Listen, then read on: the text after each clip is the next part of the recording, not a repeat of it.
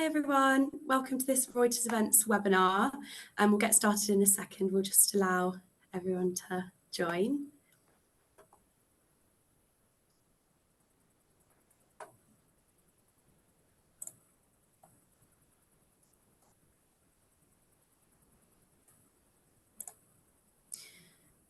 Hello everyone and welcome to this Reuters Events webinar, How AI and Data are Shaping Customer Engagement and Next Generation Enterprise CRM. We do like these things to be interactive, so I encourage you, if you haven't already submitted your questions, to use the Q&A function below, and the panelists will do their best to get to your questions. And I will now throw it over to Bill to introduce this discussion. Great, thank you, Daisy. Good morning, everyone. I'll introduce myself and then pass this on to our other panelists. I'm Bill Frazier, Managing Director at Accenture. I focus on business transformation with life science companies and other industries. I have over 20 plus years of experience partnering with leaders and their teams to drive successful business transformations, often through innovation and technology. Walter? Yeah, hi. My name is Walt Charles. I'm the General Manager of CSL Plasma, which you'll hear about shortly. My background, I'm a perennial Chief Procurement Officer at 5 or 6 different Fortune companies prior to taking on a General Manager role at CSL Plasma, leading its largest division. Thank you. Christine. Thanks so much, Bill. Good morning, everyone. Happy to be here. I'm Christine Watrous. I'm part of Pfizer's U.S. Vaccines Marketing Organization. I'm currently focused on HCP marketing for our maternal RSV vaccine. I've been in marketing for about the last 8 years, but I actually started my career in application development and technology. So I have an affinity, I guess, for data and being data-focused and insight-driven. And specifically within my time here in marketing, I've had the opportunity to do a lot around customer centricity, omni-channel specifically, and don't claim to be an expert, but I certainly have learned a lot, so I'm excited to be here with this group this morning. Thank you, Christine. Gordon? Thanks, Bill. Hey, Gordon Friesen. I have the opportunity and the pleasure to be helping lead the vision of what life sciences looks like at Salesforce as part of our newly launched or going to be launched Life Sciences Cloud. So been serving the industry for about 25 years, and now I'm very excited about what the future looks like in terms of how we bring data and AI into the future of engagement in life sciences. So it's nice to meet everybody. Great. Thank you for the introductions. So the convergence of science and technology is rapidly transforming the way organizations operate, innovate, and compete. And just this past January, Accenture hosted a Life Sciences CEO Forum, where it was attended by 7 of the top 10 biopharma company CEOs. I mention this because one of the outtakes from the forum is that harnessing technology to improve business and patient outcomes is the highest priorities. And this is one of the first time we've seen this in quite a few years. This is among other top priorities such as building resilience, improving talent, and accelerating pipelines. Now let's bring this to life. We're going to talk and begin our webinar today talking about a tremendous transformation story, and it's with CSL Plasma. But let's provide some context for those that are not familiar. CSL is a leading biotech company with 100 plus years of experience.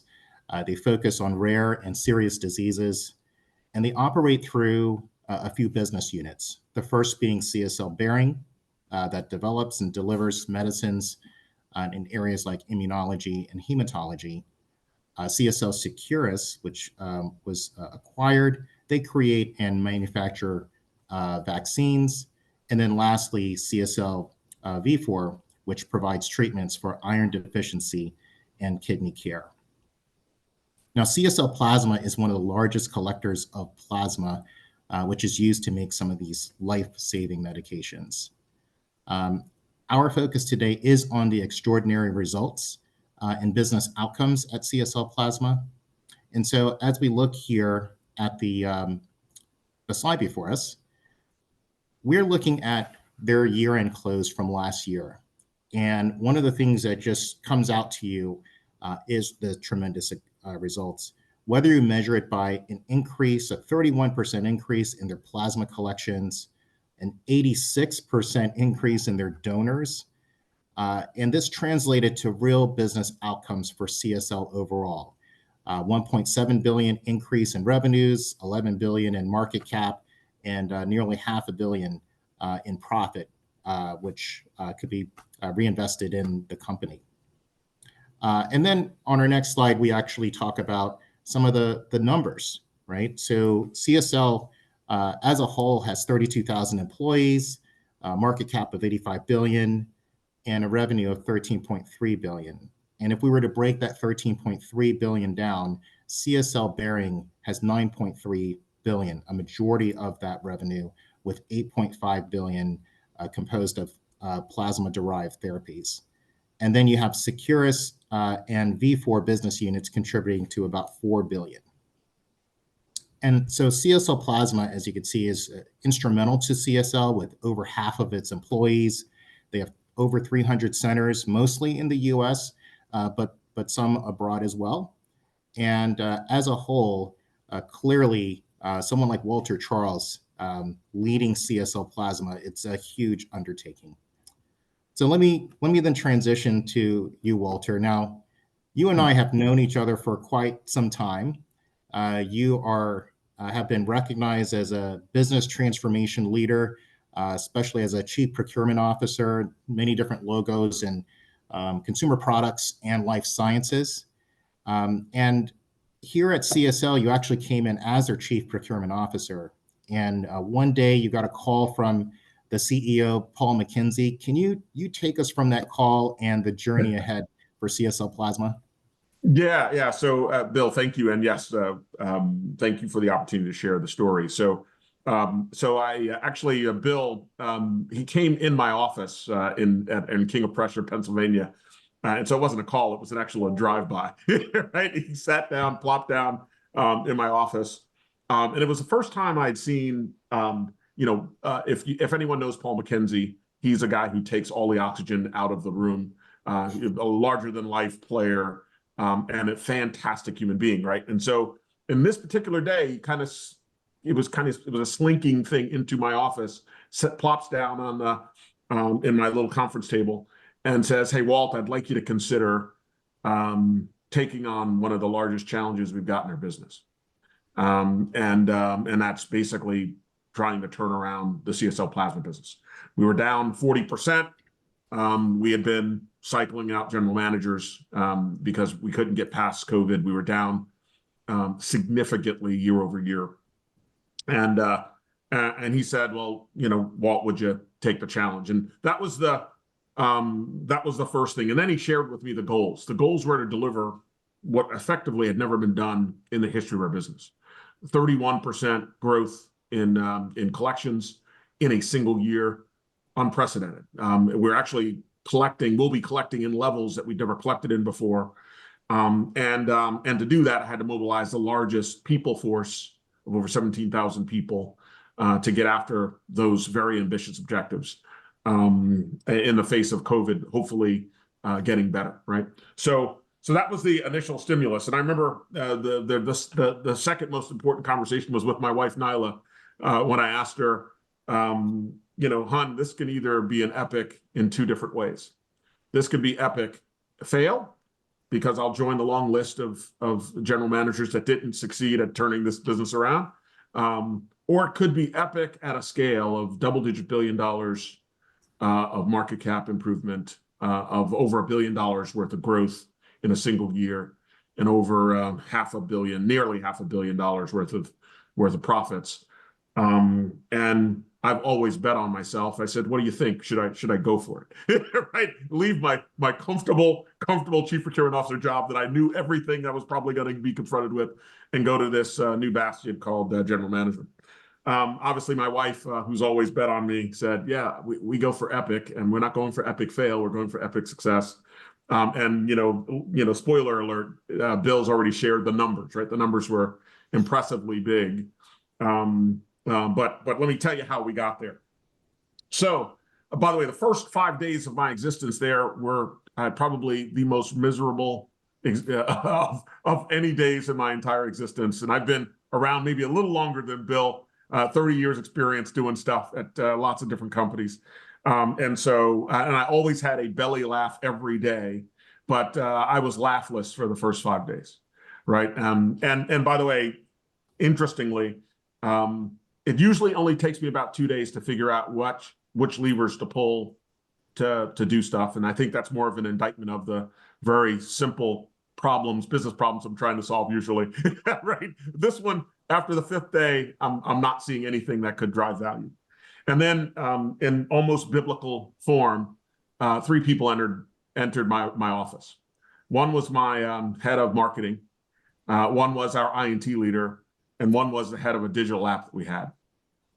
And they said, Walt, we're going to be rolling out this thing called a CRM platform in 5 months, in 4 or 5 months, that will allow us to leverage the 1.6 million people we've got in our digital app and maybe drive more of them into our stores.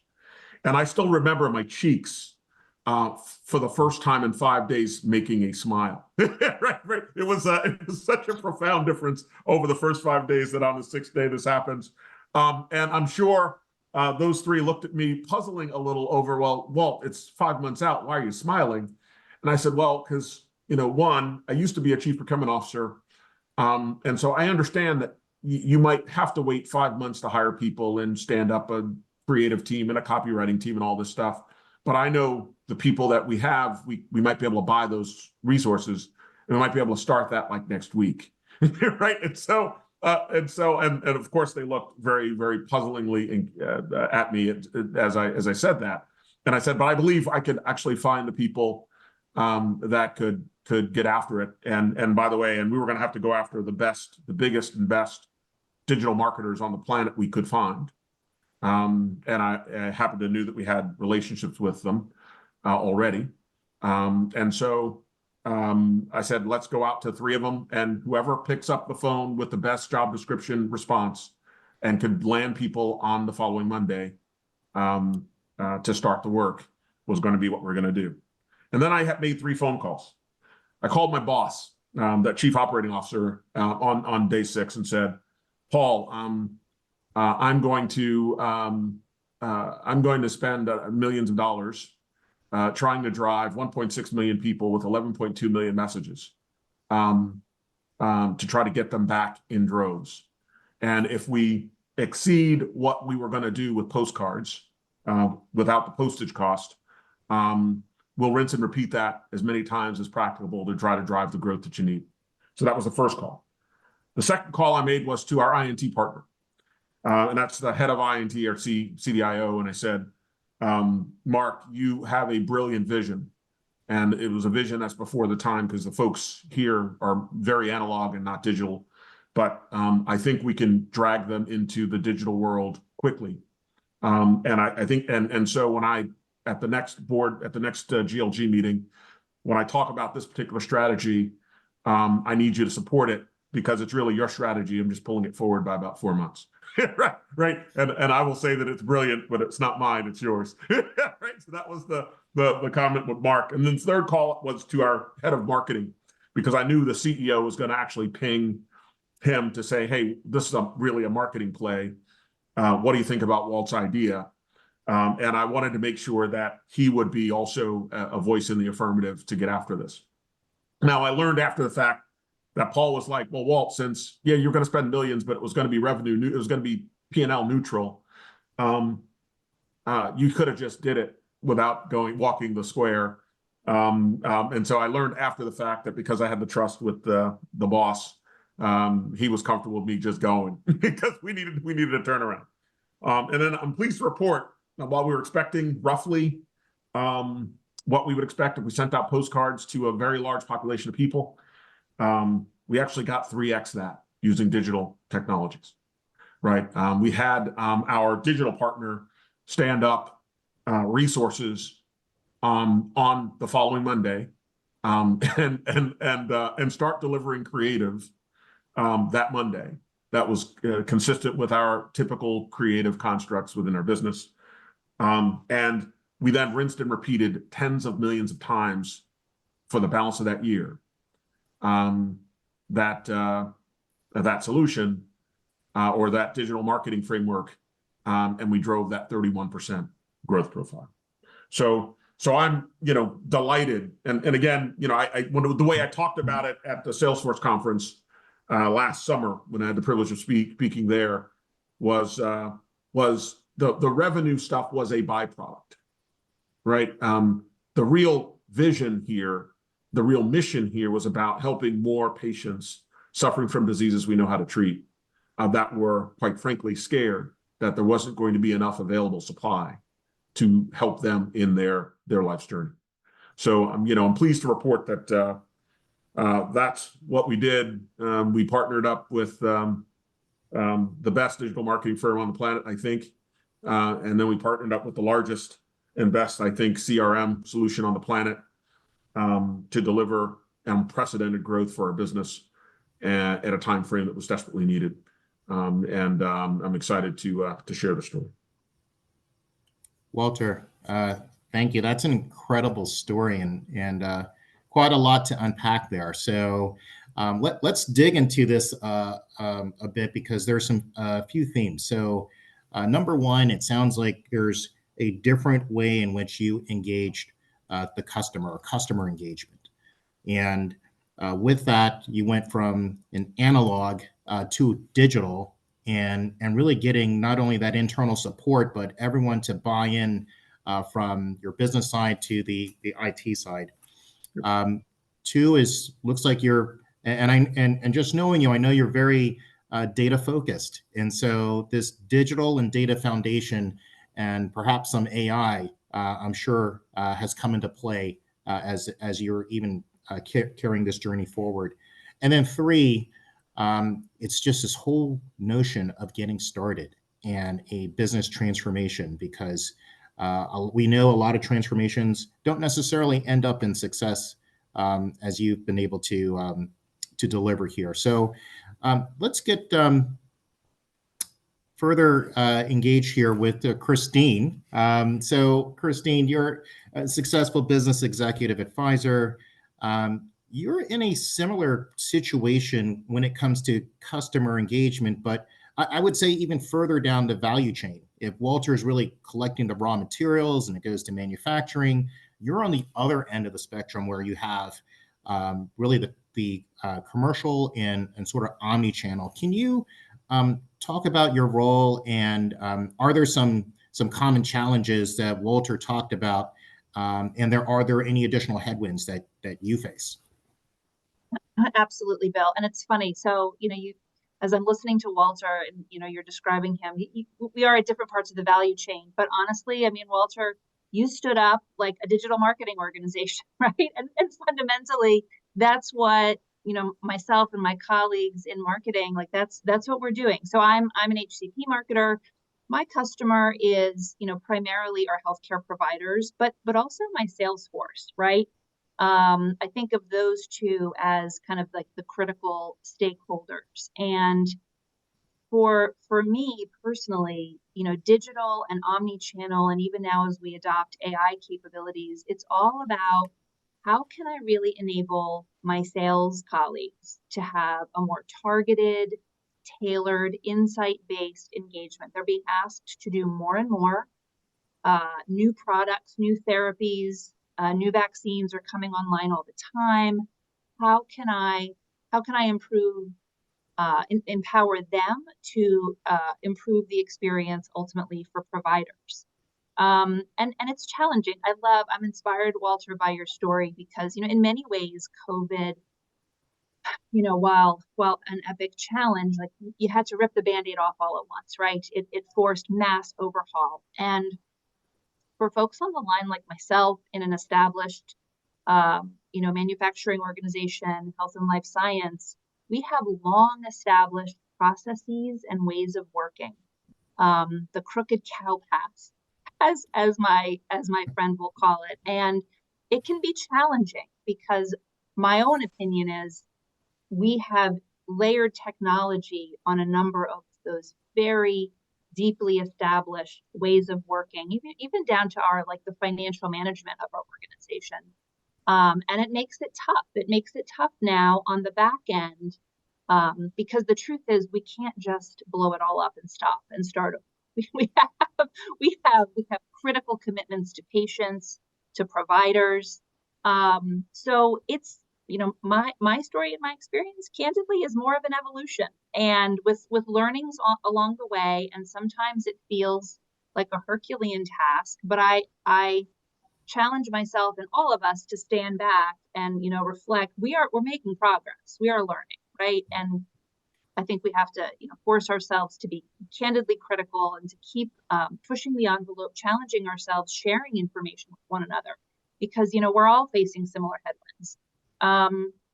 You know, I listen to Walter. For me, you know, I'm in a vaccines organization, so it's a little different, right? And I'm on the sell side. We are fundamentally an account-based organization, right? I don't have a product that someone goes up to a counter and signs up for and purchases. So very different. My consumer partners, obviously, although there's no sale there either necessarily, right? In a manufacturing organization. So direct application of a direct-to-consumer model, we have to challenge ourselves to step back and say, okay, like, what does this look like for us? How do we take that methodology and apply it in our business model, where fundamentally I have a sales force that's calling on a portfolio of products. We align our sales force, and, you know, Walt, I see you shaking your head. I'm sure on the sell side, like, this is all the same challenge CSL is up against. We're fundamentally account-based. We have sales at an account level, a variety of distribution channels, a sales force that's aligned by account. Very challenging to know even what the end provider is using and doing. But yet, as I tell people, we talk and deliver messages and content to people, not buildings. So how do we, so for me, like, it's in this experience, how do we take this multidimensional, layered ecosystem and tie that together for the experience that fundamentally a rep is having with one doctor, who then is going to talk to a patient? And how do we simplify and distill that to make that meaningful and more impactful for all involved? I think that's the challenge. Thank you, Christine, and incredible, because you are focused really, while this all impacts the patient, you look at your customer as your sales force, and really empowering your sales force, moving toward the right marketing, the right messaging, that's going to help drive the business impact. Let's focus on that second piece we drew out, which is around digital and data core capabilities. So Walt, let me go back to you. Can you expand upon the most important digital and data capabilities that was a key for your success in driving the transformation at CSL Plasma? Yeah, I think obviously the digital marketing evolution, going from analog to digital, was the single largest contributor to our success. And let me unpack that a couple of clicks down, right? The first piece of that was just standing up the capabilities, the copywriters, the digital and creative teams, to create the content, right? And thinking very proactively about what the specific deliverables were there and how to deliver that, right? That was one. Then it was, making sure you had a part. By the way, so we didn't really have a digital group, so we needed to find a partner that had the digital expertise to fill in the very serious gaps we had to actually get after it, right? So, and it was, what's the right types of messaging? What's the right frequency of that messaging? right. How do you determine success or failure of that messaging? right. When in the pharma side, we used a company called Dendrite back in the dark ages when I was still there. And what it would do is it would actually provide exactly the right creative and the right message to the doc. and provide a detail script for the doc, or for the sales rep. And basically, and it would then look at the sales rep's performance, right? Or that particular account's performance on script writing, right? And it'd say, okay, this guy likes a message that is emotive, right? So I want to talk about patient, talk about whatever, and that'll drive script writing for this particular doc. Other docs like, well, I just like the facts. Just give me the facts, right? How is your particular product differentiated, and what's the fact basis for that? And so there's two very different sales, and when you only have 3 minutes, less than 3 minutes for that touch base, you choose your words carefully, and you've got to run at it. Very, very similar with donors, trying to figure out what emotes the right what compels someone to come in and donate, give of themselves and their time. Is it a story about the patient journey and a patient that's suffering from a disease we know how to treat, and that will compel them? Is it a story about another donor who's here doing the heroic and trying to save lives, or has a family member that's in there, and it's leveraging the data lens, quite frankly, to unpack what the true motivations are of the donor populations, and then to try to make sure you deliver the right message at the right time in the right contextualization, to get the outcome that you're trying to get after, which is compelling someone to come in and donate. And so for me, and I'll just leave you with this one last thing, right? I am forever moved by a patient who came in. I won't use her name. Who came in to thank 800 of my center leaders at our center leadership conference. And it was interesting where I was sat in the audience. She was in the foreground, this vibrant young lady who's a nurse. And in the background was a very large picture of her in the fetal position with her dog, Fozzie Bear, right? And that was pre-diagnosis. And she said she would stay curled up in a ball pre-diagnosis for most of her waking moments. And during COVID, she was acutely concerned about not having enough drugs and maybe having to revert back to that pre-diagnosis framework. And so for me, it is about the patient framework. It's about, and that's the image that's emblazoned in my mind, this vibrant woman, the juxtaposition of her and her pre-diagnosis, very blown up picture, just absolutely amazing. But that's kind of some of the unpacking, and that's what we kind of did to try to drive the outcomes. That's incredible. And really making that connection between the donor and the patient, the outcomes, critically important here. So we will go into the partnerships necessary, but before doing that, Christine, if I can come back to you, how is this? Is this sort of similar to the engaging the sales force and empowering them with that connection, to the patient? And can you maybe expand on any type of digital or data capabilities you see as necessary? Yeah, absolutely. So again, it's funny. I'm listening to Walter. My kingdom sometimes for a prescription. If only I had an end user indicator of behavior, right? Which I know that sounds crazy. I don't want that. Be terrible for patients, but it's challenging, right? Like the data's challenging. So again, how do we take what we know is established technical capability, predictive modeling, aggregated data sets, data mining, AI, but how do we apply that to our business? Again, account-based, buy and bill, multi-layered, multi-purchase pathways. What are the attributes of the account that are relevant for when I'm crafting that message, as Walter described, to the individual doctor that are relevant? And how do I construct that in the very non-technical term, properly organized back-end data, right? I am not the data architect in the background, but fundamentally, and it's not necessarily the exciting thing for marketing teams, but metadata data structures, aggregated data sets. We hear a lot about the data lake that I know our leadership here is working to put together and aggregate. Like, that's the stuff, right? I mean, every time you see and hear about the cool capability that can be delivered to the customer, to the patient, to the doctor, it's fundamentally enabled by the right data structures on the back end. And so I think as the business person in this, I know we're going to talk about relationships, but having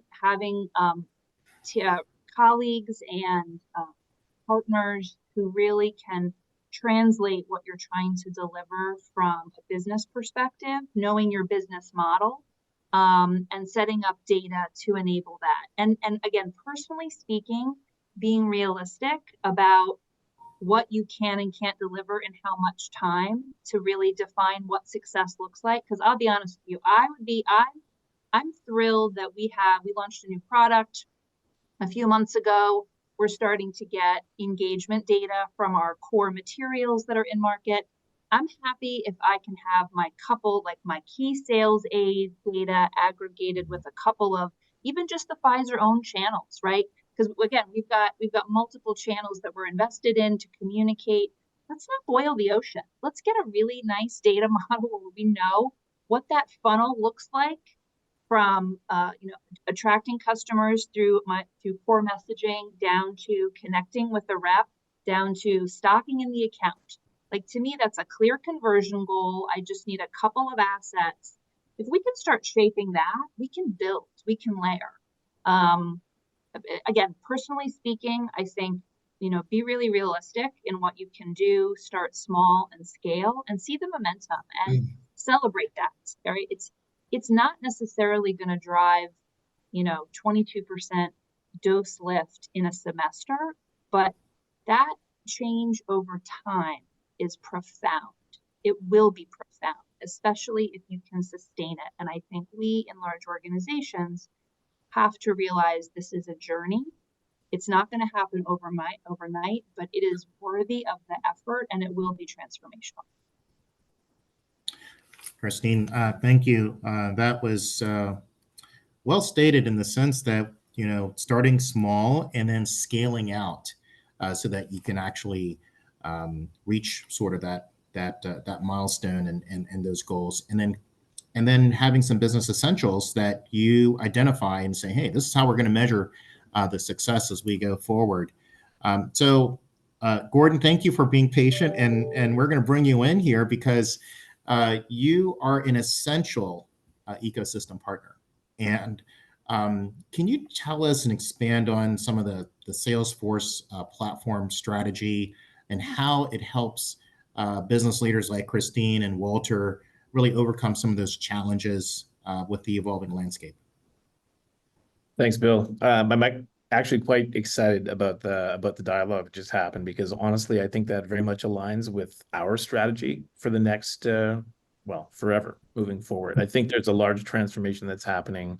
I think people are realizing that we now have to be customer companies. We have to be obsessed about that end user, that end stakeholder, whether that's a patient, a vaccine recipient, a donor, whether that's somebody in a study.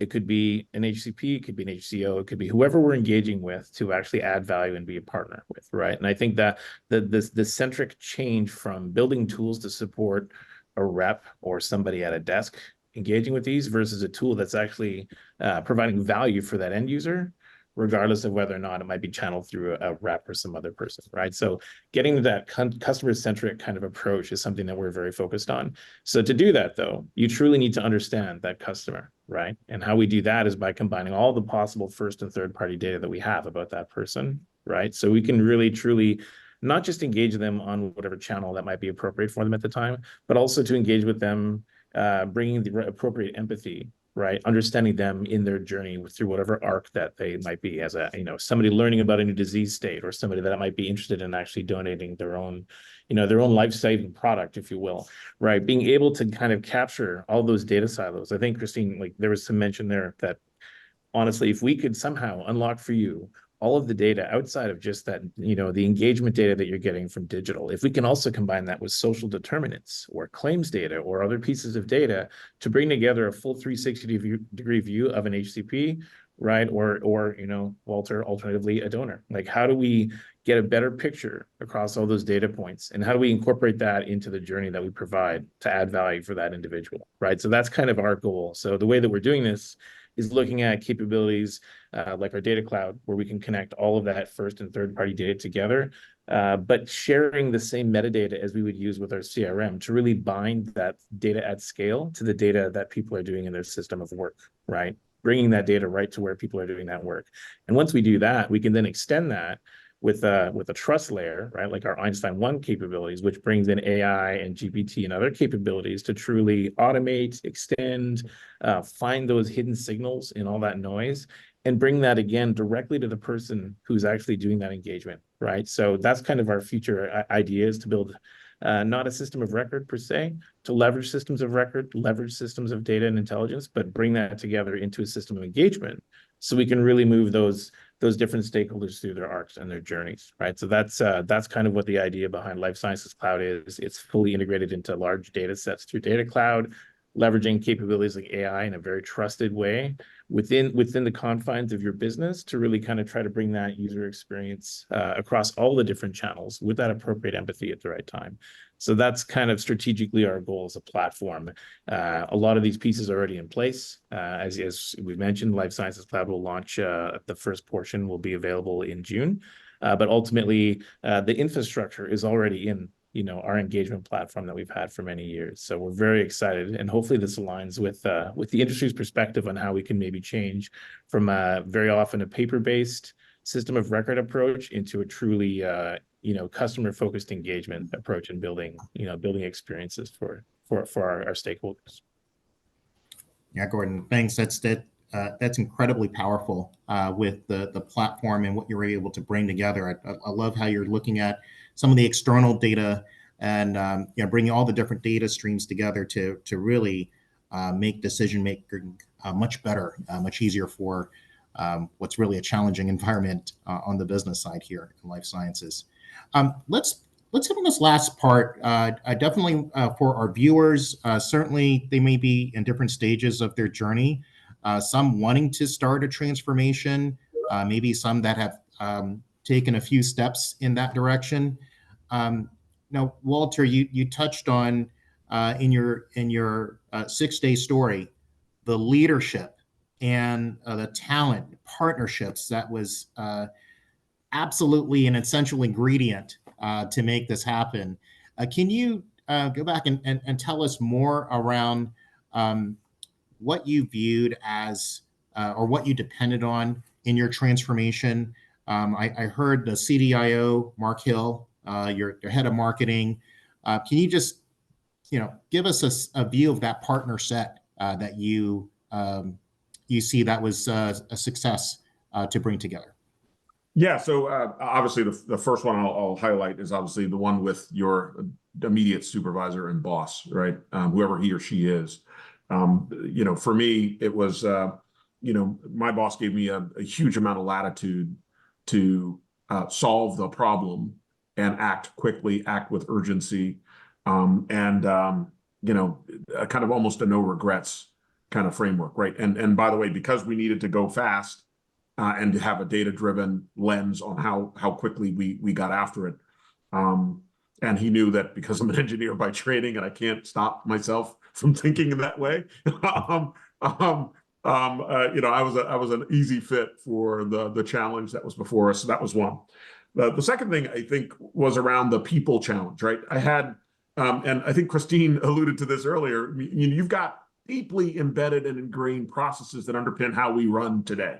And by the way, Plasma in not so recent, in recent history, wasn't very successful, had always delivered for the business. And then COVID, this global pandemic hit, and stay-at-home orders, and people weren't coming out to donate, right? And so this is an extraordinarily proud, extraordinarily just beautiful group of people that really just wanted to find the path back to winning.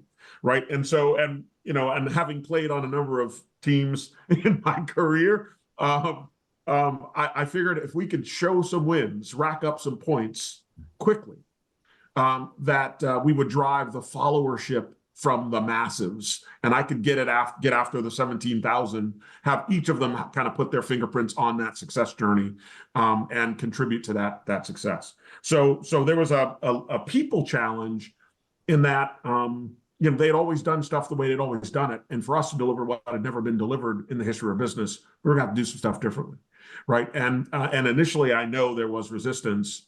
But as the Borg say, it was futile because we needed to get after it. Sorry if anyone gets the Star Trek reference, my geek is showing there. But long and short, that was it. And then the third thing was, we've got our CDIO is a brilliant player, right? Because he's been around and seen a lot of other stuff in a lot of other different companies. He knew we needed a Salesforce platform a year before the business knew it. He said, you know what, I'm going to carve out some money out of my budget, and I'm just going to set it up, right? And then I'm going to build it and hope that they come. And the confluence of me coming on and seeing that platform work at other companies that had the privilege of helping, I was like, no brainer, we're doing it, but we're going to do it faster.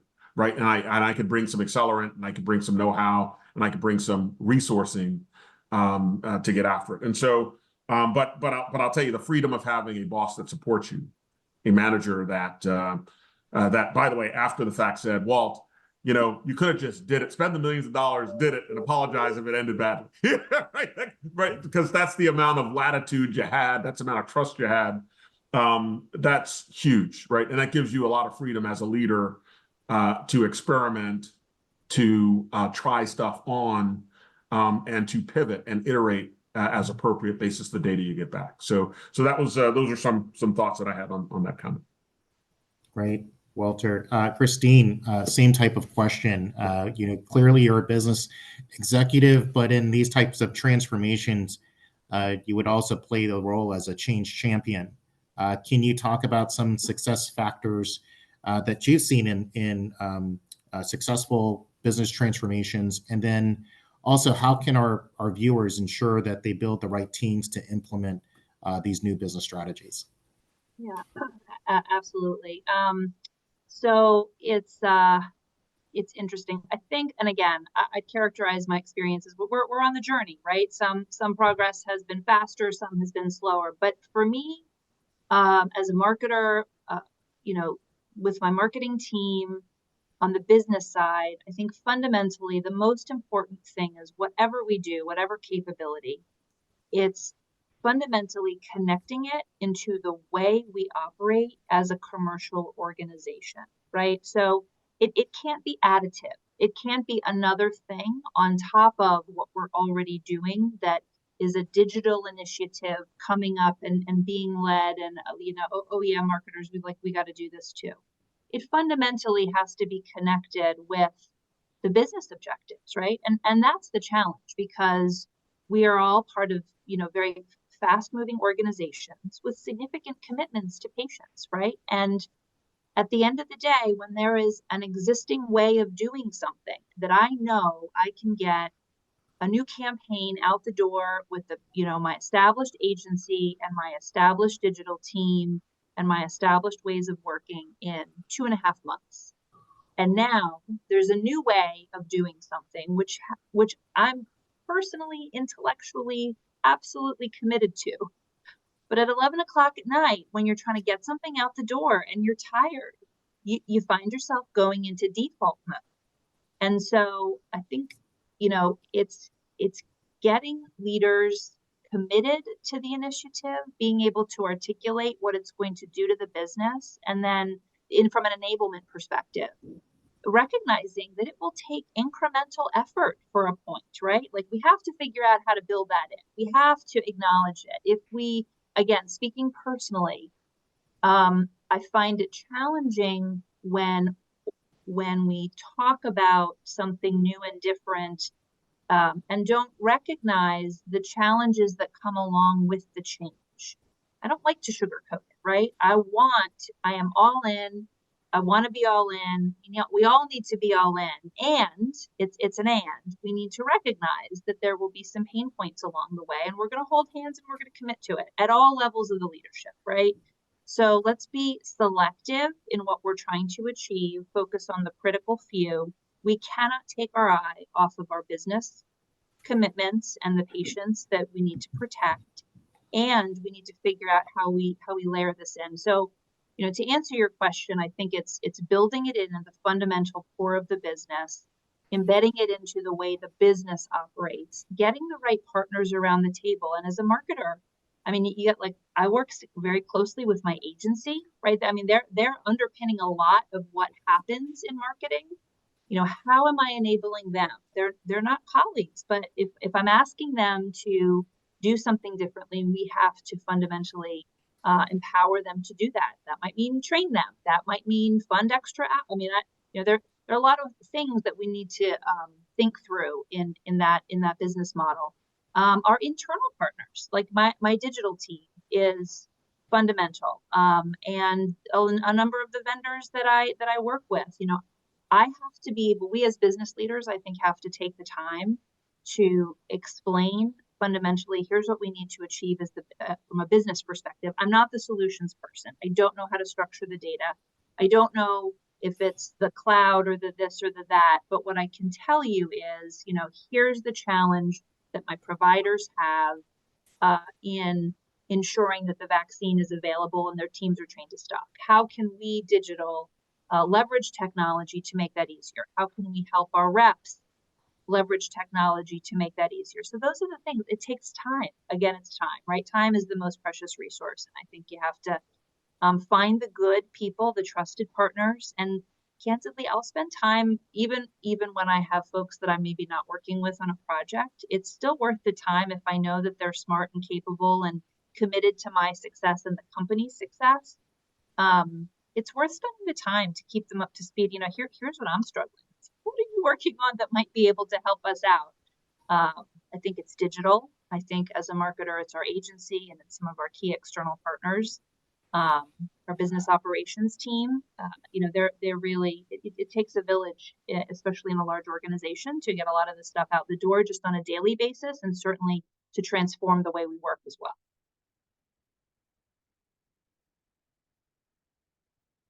Oh, good. And I thought we lost you there.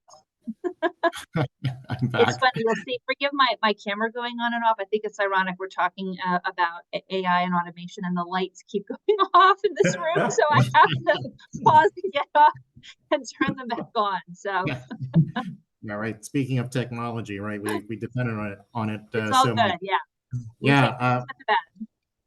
Christine, that was a lot. I think, you know, as a business leader and a change champion, you're both engaging and you're empowering at the same time. I'm hearing the keeping the core focus on business value, taking things in increments, and then rising to the challenges, accepting that this is not all easy, right? And getting everyone to buy in. So some great highlights there, and of course ways of working, getting to think about that differently. Gordon, let me bring you back in here, and what I'd like you to do is, you know, we received a lot of questions again around starting, right? And can you speak to what's different today, and talk about some of the innovation and partnerships that viewers may find helpful for a successful launch and bringing speed to value? Great questions. I think a lot of the answer was already kind of embedded in maybe some of Christina Walter's answers, but I think looking at what's different today, I think there's a need in the industry that's just changed over the last few years, and it's accelerating, right? The need to be quicker at adopting technology, making those bets, really understanding what's required to execute some of these things. That intensity is definitely significantly increased over the last few years, right? I think how to start, it really does start with that alignment, right? Making sure you do have that kind of business alignment, top down, having buy-in, having all those great things, but specifically around an area where we can identify and measure outcomes, right? So making sure that we take small bites, making sure that we have a longer term vision, but actually kind of executing in, getting those quick wins, as Walter mentioned, but also being able to structurally add that over a longer term kind of trajectory, right? I think the way to do that, though, is if you look at some of our most successful customers, I think those are ones that have maybe partnered with us, not necessarily working with us as a vendor, but partnering with us and also bringing in a key, implementation partner or just a thought partner. Like some great examples, some great partnerships with Accenture and Salesforce have been really powerful, right? And that even changes maybe the shape and how companies kind of consume change and technology. We're not talking, center of excellence and governance and change management, but also maybe kind of center of innovation. So getting into that innovative mindset where it's okay to have a toolbox of toys and a great set of partners that can actually take ideas and innovate them very quickly, right? Try to do that actual agile mindset and find solutions, right? And I think having that kind of innovation kind of lab partnership, I think, is something that really kind of can accelerate a business idea very quickly into a measurable outcome that can be executed, right? I think long gone are the 5-year waterfall projects where we don't really necessarily know what we're building towards. We just know we need it. And we don't know how to even measure the outcome of it. I think now we actually have to start with that engagement, and that outcome is actually the goal first and then work backwards. So I think that's kind of also the big change, is the industry is now thinking in this kind of way, right? Especially I've been serving the pharma industry for 25 years. I love the dendrite example earlier, right? Done some Siebel work. I think things have changed. We're not implementing CRMs again. We are building systems of engagement, and the way that we consume technology and data is completely different. So start, act fast, think small, get consensus, execute quickly, but partner deeply with the people that know, right, that have done this before. Please really, really trust those partners. I think that's key. Partnerships. That's great. So I think we're coming toward the end, but I do want to give an opportunity for each of our panelists to have any closing thoughts, because we've covered a lot here in terms of what it takes just for business transformation, digital, and all of the components that need to be part of this. Walter, any closing thoughts that you provide? And again, this is for our viewers that are probably in similar situations and like to get a little bit of coaching here. Yeah, so I'll end with a quote that my grandmother shared when I was a young man, and probably still a boy back in the day, right? So, and it was, "If your horse is dead, dismount." Right? So what does that mean in the context of business, right? So in this case, the horse is a metaphor for your process, your approach, your tools, your ecosystem, the way you do stuff today, that intrinsic how of how you do stuff today. If it's not getting you where you need to be, you might want to get off that horse and try something new, right? And I would contend to you that when I look at the horse that we're riding, it's too often labor intensive, too often not data informed, too often slow and cumbersome. And I believe with AI, it's going to be fundamentally transformed, and that's the horse you need to be figuring out how to ride, right? And you need to do I call it an inventory of a heat map of your processes to figure out which processes are consuming the massive amounts of man and people power, and figure out how to disrupt them to go faster, better, more impactfully than you've ever done them before. And I believe tools like the ones we've talked about here will be on the forefront of actually delivering differentiated outcomes for our business. So just remember that framework. If your horse is dead, dismount, and horse is the metaphor. Thank you. Love the horse story here. Christine, what about you?